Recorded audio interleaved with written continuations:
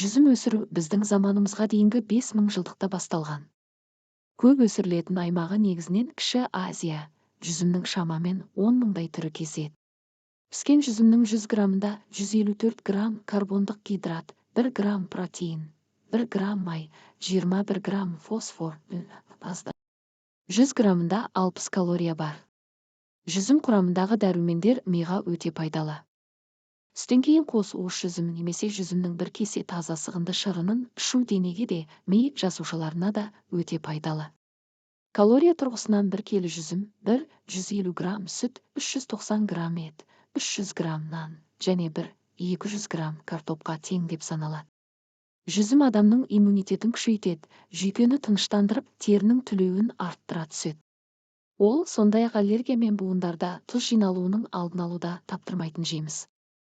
Жүзімнің құрамындағы табиғи фруктоза денедегі жұмсалатын қуаттың аз уақытта қайта қалпына келуін қамтамасыз етеді. Шырынындағы биофлавоноидтары арқылы С дәруменінің белсенділігін арттырады. Жүзім қасиетінің Құранда айтылуы да тегін болмаса керек. Неге десеңіз, қандағы оттегін жүргізетін гемоглобин синтезіне қажетті темір мен бүйректердің жұмыс істеуі және жүрек соғысының реттелуінде жұмсалатын калий онда өте көп кездеседі. Жүзім өте пайдалы жеміс.